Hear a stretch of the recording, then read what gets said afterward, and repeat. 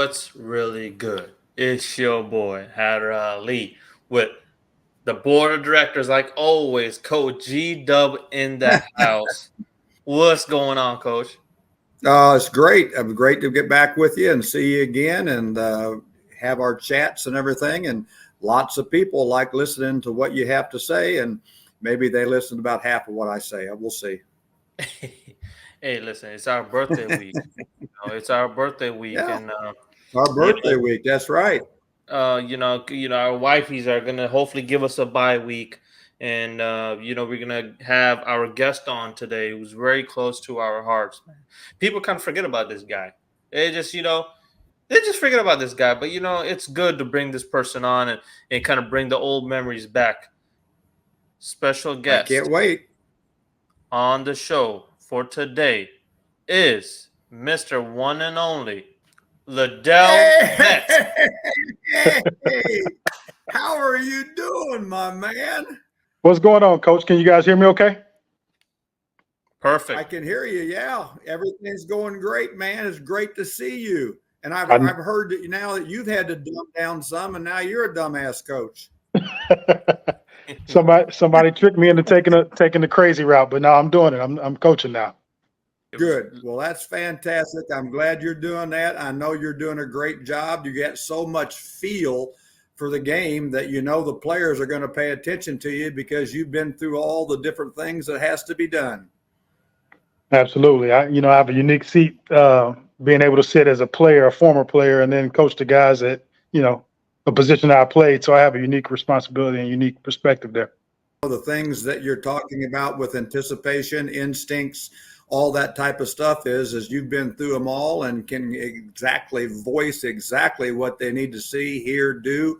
And I think that's fantastic. And as you know, you've heard me say this before, players that are any good, players that are really good can smell bullshit a long ways off. And they know that you know exactly what's going to be doing. So they know that you know what you're saying.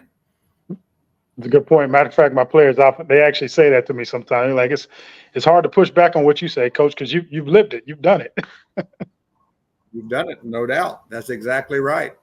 Hey, Ladell, I'm happy to see you, man. I mean, people forget round 2 pick 56, man. Played for the Skins. I mean, I'm gonna say Commanders because it wasn't the Commanders that time, And Right. You was there for a long time. I mean, 19 touchdowns. You see, Coach, and Coach can also appreciate this. You did all the freaking dirty work, man. Plug and play. When your name was called, you played out. And people kind of people kind of forget about that. I mean, almost 10 years is not a joke in the league. How was your time spent with the Redskins at that moment of time? Well, when I think back to those days, it was a good time for me. It was, here I am, 22 years old, drafted, getting the chance to play, National Football League, my childhood dream. So for me, it was everything I could imagine. But, in terms of wins and losses, it was a lot of ups and downs. I just didn't know any different. I didn't know any better at the time because that was the only organization I played for 8 years. So, but it was a good time. I mean, I spent 22 to 30 years of age in the DC, which is a great city, a lot of history, made some great teammates, great friends, lifelong friends to this day. And it's just some of the most memorable years of my life. And I don't think a lot of people understand that, more than just running back, all the things that you did, and the special teams and all the things you played there. But, one of the things that caught my eye, early on was how good you were in pass protection. When I was doing all the goofy things to try to screw with everybody's head and mind about where we're coming from. And then all of a sudden you did a very, very good job with that. And then you protected the ball so well when you ran it. Okay. There's a reason why you played and had a lengthy career there at the Redskins. I appreciate that, Coach. I think, that was one of the things I kind of prided myself on. And I realize now as a coach, having I'm 44, having a lens looking back, that was one of the things that allowed me to play so long was really my mind. I mean, along with my athletic ability, but I was able to understand the game plan, understand, what was being asked of the running back, my responsibilities, like you said, special teams, pass protection, routes, all those things at the time I kind of took for granted. It just came natural to me in terms of learning. But I realize now that it wasn't easy for everybody. It came easy to me in terms of the learning part, but it hasn't always been easy for other people. And you know what? It's our job. It's our job as coaches, understanding that everybody has an individual way about going about learning too, and that you have to be flexible in your teachings and flexible in the ways to get talented young men to play the game the right way. And you were able to do that. And I can only imagine how good a coach you are doing the same things. Well, I appreciate it. You know, people learn three different ways, in my opinion. You learn by hearing, you learn by doing, or you learn by seeing. And some people need all three, you know. So like you said, everybody learns different ways. Yep. And it's up to you as a coach to figure those ways out. And Ladell, you know, you're being drafted, you know, with Iowa, and look at that. Look how life works now. You know, you are the running back coach for the Iowa State, you know, right now at the moment. How's that, man? Like, coach, how's the coaching lifestyle? And like on top of that, you're coaching the position that you played, you know, running back. Well, it's funny, you know, life has a way of kind of coming full circle at times. I never, in my wildest dreams, imagined that I'd be back at the University of Iowa. You know, once I left, I thought I'd go on and play pro football and live the rest of my life. And I never even had any intentions of coaching, to be honest with you, while I was playing. But then here I am. I started coaching, and now I'm back at my alma mater, it makes complete sense to me because for me, especially college coaching, you know, a lot has to do with recruiting for us. So I'm able to go out and recruit kids and identify talent, and not only talk to them about playing running back, but I'm talking to them about playing running back at the school that I played, the position that I played, and I've achieved a lot of the things that they want to achieve as well. So it's a lot easier for me to quote unquote sell a program that I honestly believe in and live myself anyway. It's great. I'm happy. I mean, I was like, man, I got to call Ladell on the show. And, you know, he has amazing stories. He's, you know, I mean, it's just how life works, man. Playing for Iowa, played running back coach for them right now. But just one thing, Ladell, I don't understand. And, Coach, you can show some light on this as well. You know, obviously, how do running backs really adapt to a committee backfield, right? I mean, does it rub some players the wrong way? Because, like, for example, the Skins were always a committee type of thing. Lord knows since when. I mean, I know Alfred Morris was a good, you know, soft guy and stuff like that. But like, if someone's taking a piece of my pie, man, you know, I'm sure people, you know, kind of get like rubbed the wrong way because, you know, you want to show out, you want to get those numbers, you want to go to the Pro Bowl, you have your own goals. And Ladell and I was talking about how you're always plugged and play, and you did when the team needed you. But did you always want to be the guy that always want to be that number one guy in the depth chart? Of course you do. Any person on offense wants to be the guy. You know, Coach can attest to defense. To me, has a different energy over there because they don't have to deal with the disease of the football. On offense, everyone wants the football. Like the receivers want it, the running backs want it, tight. Everybody's in competition for the football, and there's only one. So to answer your question directly, every running back wants to be the guy. They want all the carries. But I think the more you can help them understand and the more you show them that if you can have more than one tailback, it actually helps you. It helps you, the individual player. And it helps the offense because it can keep a defense off balance when there's two different guys, two different styles. It's just two different animals, and you can elongate your career that way.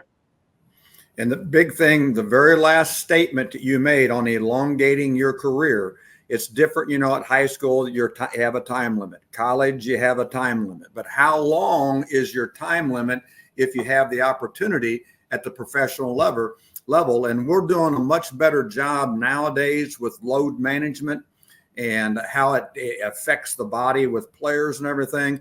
But the running back in the National Football League has the most contact, okay, and takes the most contact of any person because he's not out there all the time without getting the ball in the passing game, getting the ball in the running game, and that load management elongates career, and it also makes the defense have to defend more and more and more because you talked about the varying styles of guys that are different on how they go about running the ball or catching the ball and then running the ball with space plays. the most important thing is, as you know, and you did a great job with that, is you're not going to have very much of a career as a running back unless you can protect it. And you better be able to protect the football, protect your body, but also not be avoiding any type of physical contact situation in a toughness kind of thing, because if you're not tough enough, you're not smart enough, your career is very short. Couldn't have said any better than that, Coach.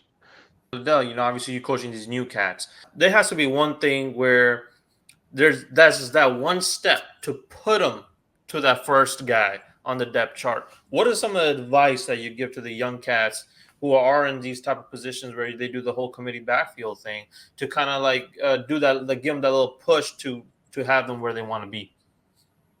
To me, it all comes down to production. I mean, I use more than one tailback at the University of Iowa, but to me, it comes down to production. And every game is different. Every situation is different.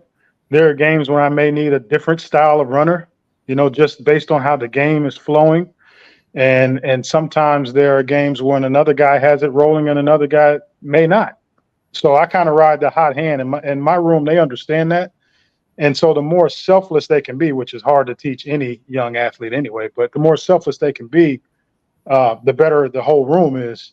But to answer your question again, what do I tell them?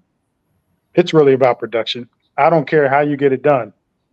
But if you can get it done and you can get it done at a higher level than the guy next to you, you're going to play. This isn't, Pop Warner where everybody gets a chance to get a carry. This is about wins and losses. And there's a lot of, there's jobs on the line. There's livelihoods on the line. There's a lot of stuff at play. So I don't have time to play favoritism or worry about necessarily your feelings on the matter. I've got to do what's best for the team at the end of the day. Hey, you said feelings. You had to get that from Coach G, though, man. Yeah. And I've told you same thing, Hatter, is don't ask me a question if it hurts your feelings, because they're going to be honest. And that's exactly with Ladell. They're going to be honest. And honesty goes a long way, to people who want to be the best they can be. And if you're not honest with them, they got no chance. And the fact that you are honest with them speaks a lot of volumes about you too, and your players enjoy that. Respect the honesty too, to your point, Coach, because even if they don't like the answer, the fact that I'm at least honest with them, they have respect for you. You don't have to agree with me and you don't have to like it, but you can respect the fact that I'm giving you a straight up answer. And you may not like how it feels, but I have to do what's best for the team.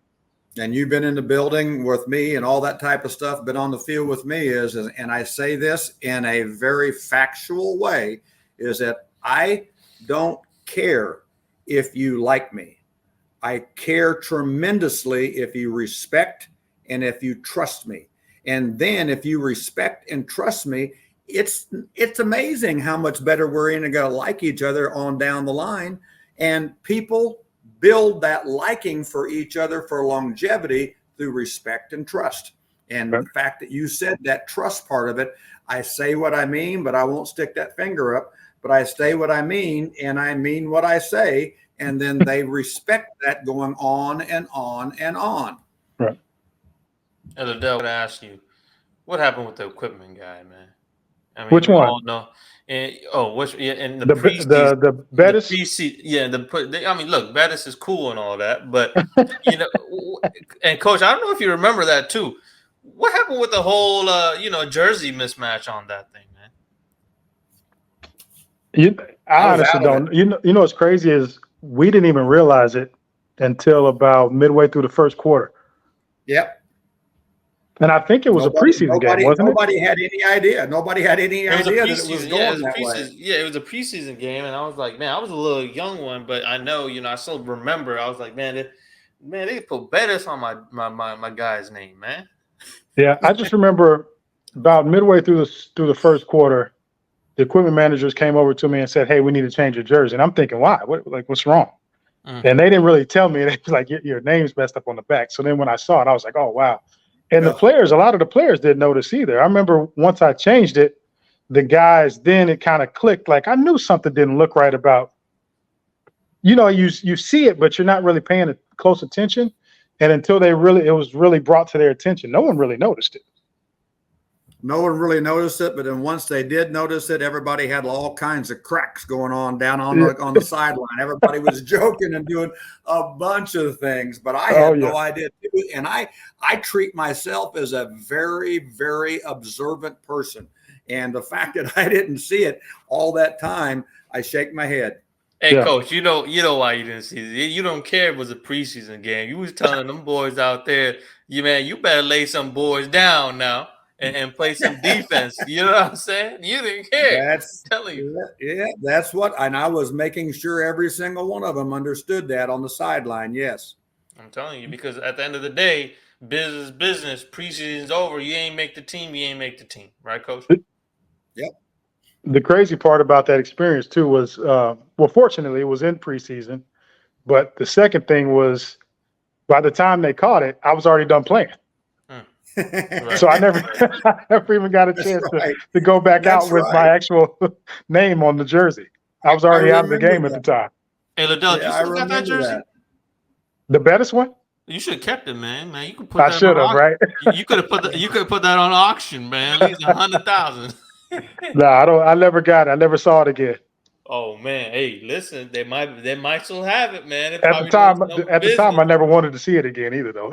Oh, yeah, I feel you. Hey, Ladell, 3 things for a running back that is a must need for a high level player to be in the NFL. I'll start with vision. I think vision, the instincts that come with the position, you have to be able to see and anticipate, what's happening with the defense, where to make those cuts. 2, I think I'll go to agility. The ability to put that vision into motion. Like it does you no good if you can see where the hole is or see where the cut needs to be made, but you can't make it. So you have to have the agility and the change direction. And then the last but not least, and Coach touched on this early, it's just toughness, durability, because we get hit more than anybody else. You're going to get hit by 2, 3, 4, 5, 6 guys per play every time you touch the ball. And people aren't going to feel sorry for us either. They're trying to pile on us. They're trying to fall on us hard. They're trying to do everything they can to make it where we don't want to get back up and carry the ball again. So to me, those are the 3 things: vision, agility, and then durability. Those 3 things make for a quality running back. No, 100%, 100%. And now, coach, we all got to touch on some of the things for our fans for DC. And Ladell, I know you're keeping track of these guys too. Right now for the Commanders, we got Brian Robinson, we got Austin Eckler, newly acquired. We got Chris Rodriguez, a good guy coming out of Kentucky, and then we got Jeremy McNichols, who's been over like 9 different teams. Mhm. How do you think? I mean, do you think it's going to end up doing a committee thing this year? Who do you think should be the starter? I honestly think, B-Rob should be up there. And, Austin Eckler is a good guy. I mean, listen, we can't hate on the guy. He's undrafted, right? And Mhm. he made the noise that he did. What do you think the vision could be in the backfield for the Commanders this upcoming season? Well, I did have a chance to watch a little bit of Brian Robinson last year, and I think last year was his second year, if I'm correct. Right. I think the more he touched the ball and the more he became part of the offense, I think the better he got. I think he's gotten better over his 2 years. So I think he got a strong case of being the starter. But at the end of the day, I really think you're going to see a 2-headed monster, because they didn't. I've come from that world of NFL. They didn't pay Eckler that money just to sit on the bench. Or so he's going to contribute, and they'd be crazy not to find ways to get him in the game, whether he's the starter or not. But I think you're going to see both of those guys, and I think they both bring something a little different to the table. Brian's a bit bigger, and me watching him, he's a bigger guy. He's a smooth runner, and Austin's he's a smaller, more twitchy, if you will, a little bit change direction, make some things happen in tight spaces.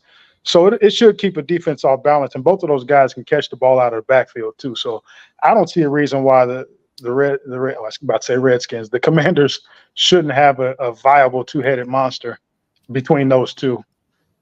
That's just my opinion. I mean, yeah, I think the same thing. I mean, B-Rob, obviously 2 years ago, he got shot. I mean, Right. and coming back the way he did, it was kind of like a glimpse of, Sean Taylor and all the things we experienced, coach experienced, and all that type of stuff. So He comes back and does pretty good. I mean, 700 yards for 2 seasons straight. Mhm. I mean, that's good stuff. And I think B-Rob, obviously, I think the more you feed him, the more he produces. And Ladell, I mean, I'm sure you can vouch for that. I mean, like if you're playing the game and you keep getting fed, how does that kind of help your game overall? It just allows you to get into a rhythm. And I think most runners, if you're not a quote unquote home run hitter, so to speak, you have some guys maybe only need five to 10 touches a game. I wasn't that kind of a player. I was more of a rhythm runner. You give me 20. My little saying, I used to always joke with Rock and some of the other guys in the room. I'd say, hey, you give me 20 touches, I'll find a way to get you 100 yards. So that's kind of how I was molded. I was a guy that got better with more touches. And I think a lot of backs tend to be that way, in my honest opinion. 100%. What do you think, Coach?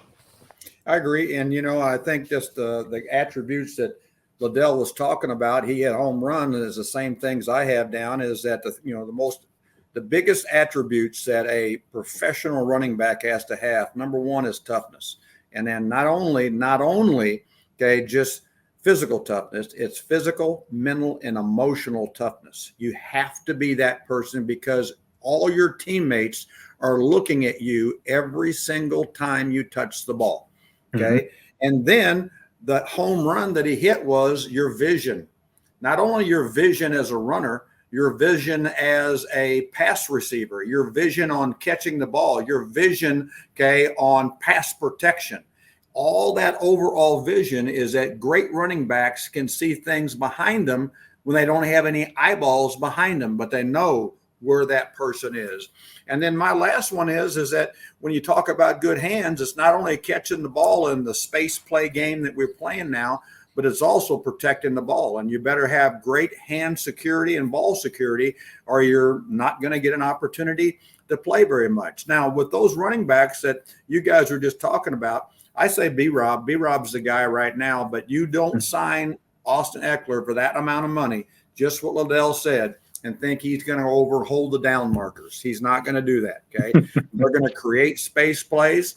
That's what Cliff Kingsbury does a very good job, is that how do you identify, is the running back a receiver this snap? Take a look. He's not in the backfield. He's lined up in the slot. He's lined up out wide. He's motioning different directions and stuff.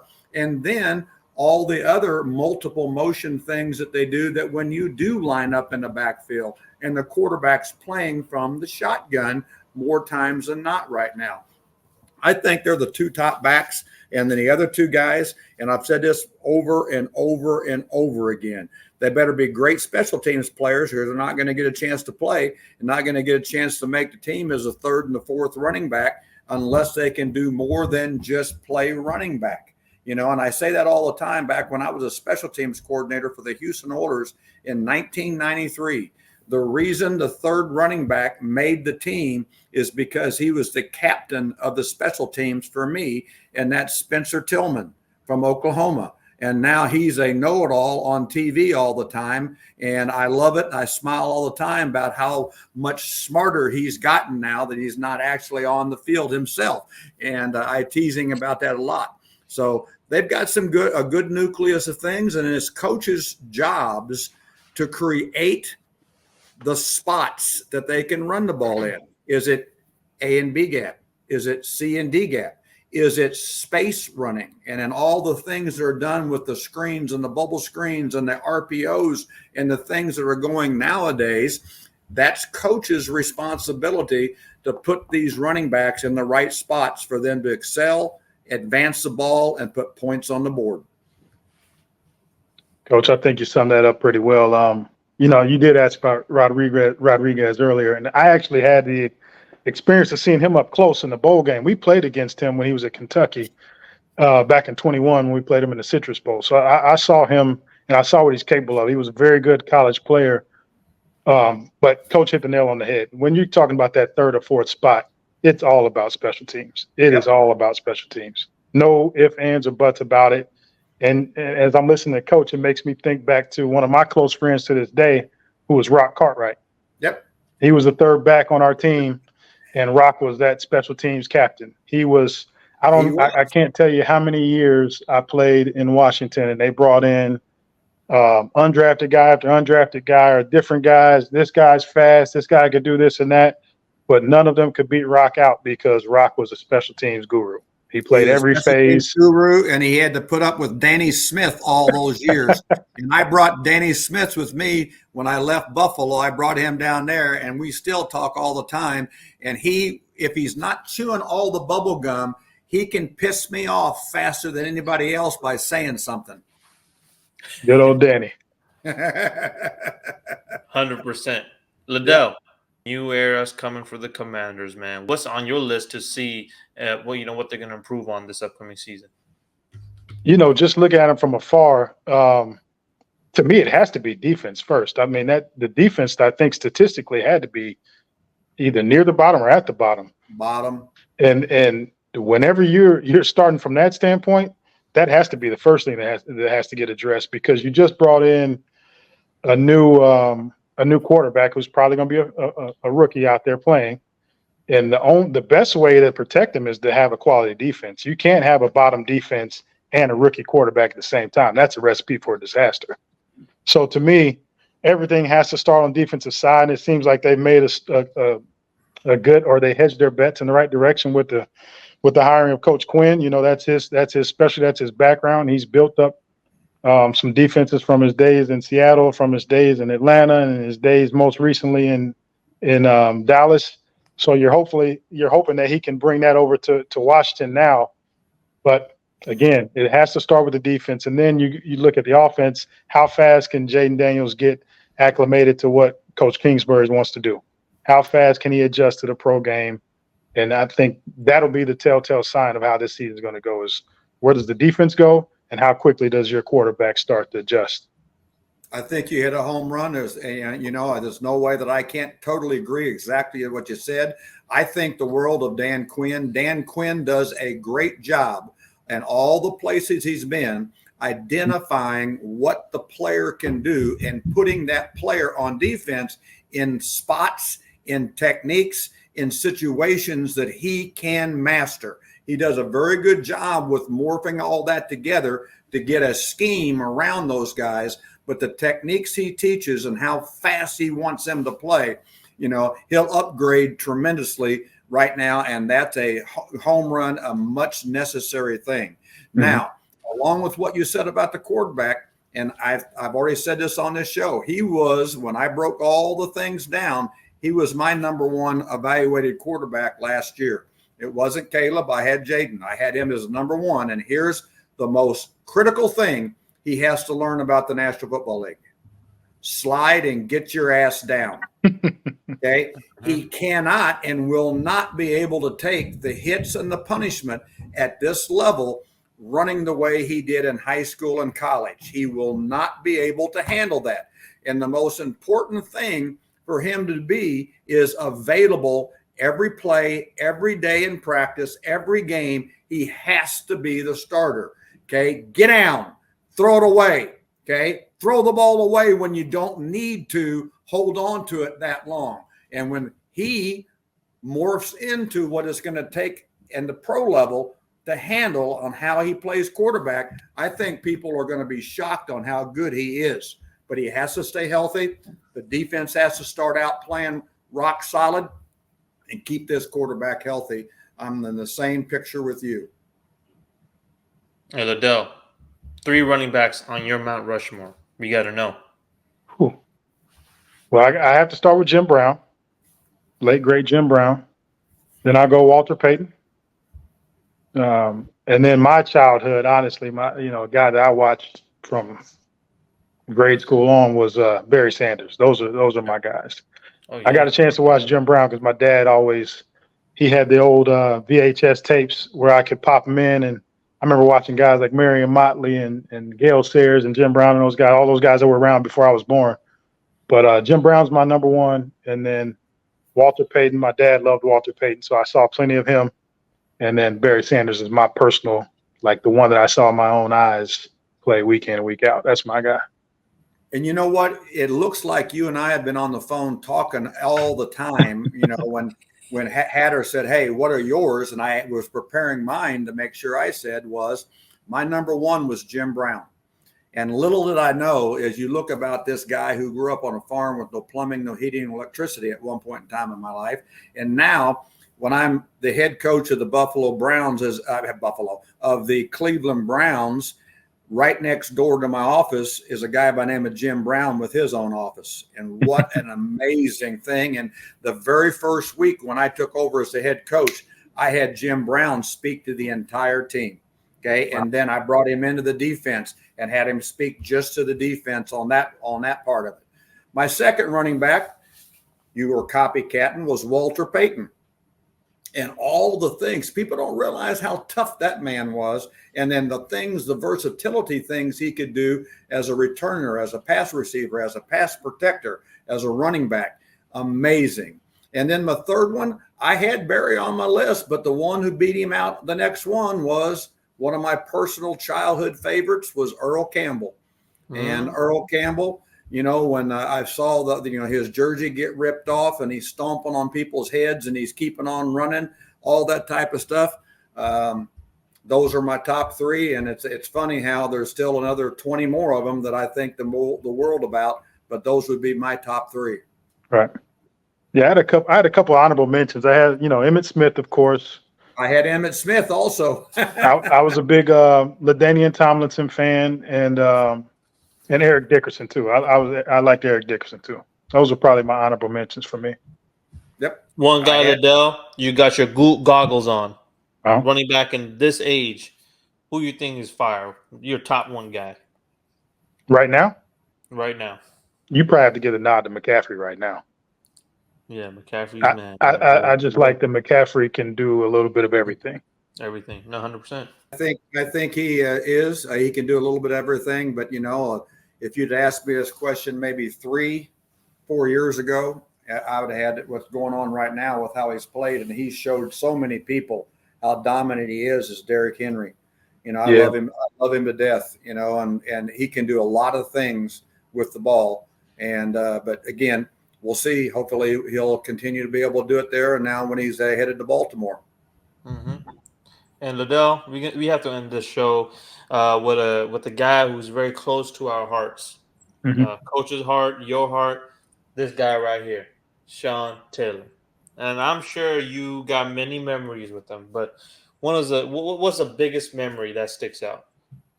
When I always think about Sean, I always think back to really, it's not even like games. It was just practice for me. I just think about Sean in cold climates, like cold days. Sean would come out there with no sleeves on.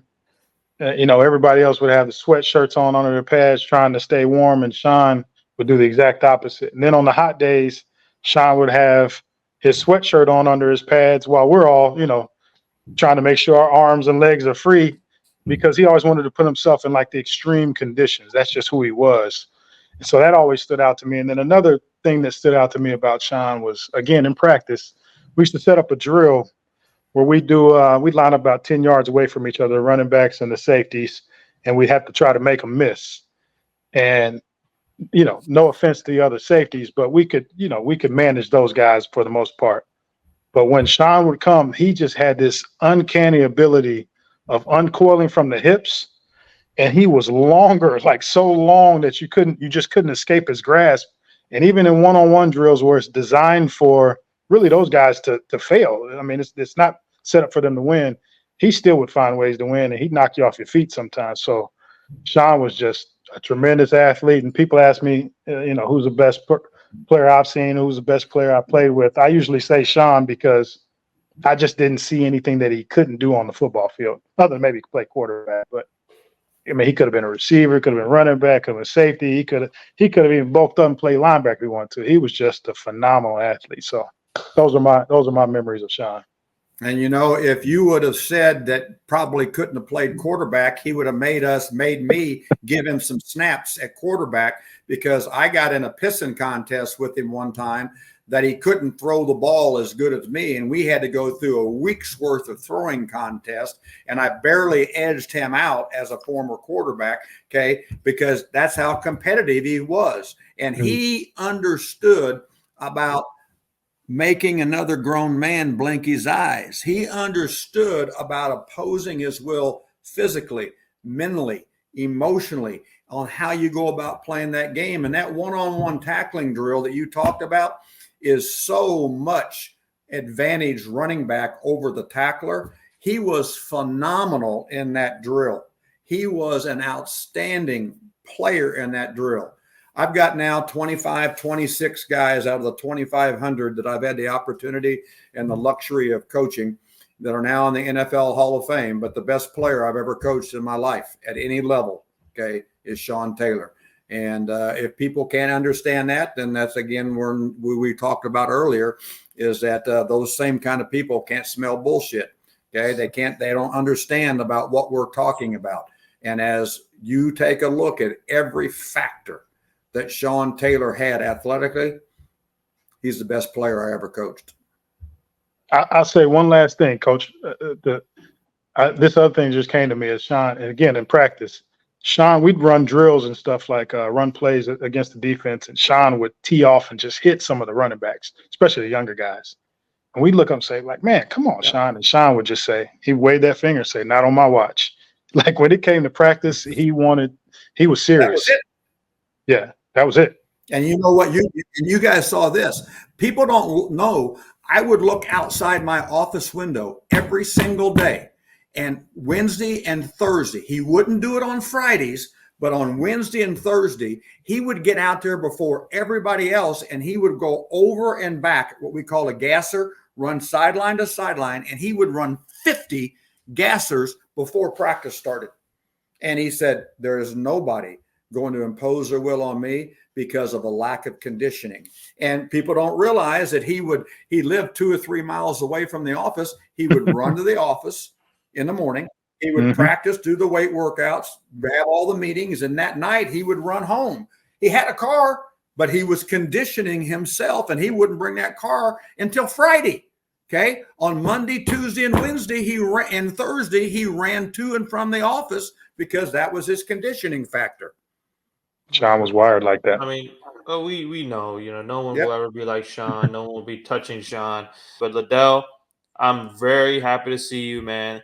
It was a great show, man. I want to wish you all the best for you and your coaching career at Iowa. And I'm going to definitely bring you on again on our show.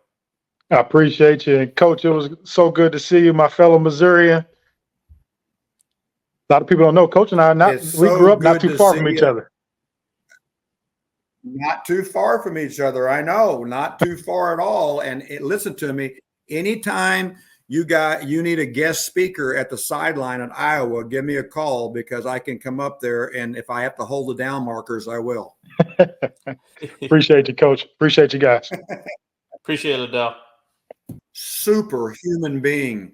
Not only was he a great teammate, a great Missourian, all that kind of stuff, but you're talking about a great human being. Most definitely. Everyone out there, go ahead and subscribe to the What's Really Good podcast. More podcasts to come, and we'll have another special guest. Will be coming on soon next week. You guys are going to love it. Coach, you want to exit out? All right, here we go. Get your hands ready to go. Ready, break. Come get some.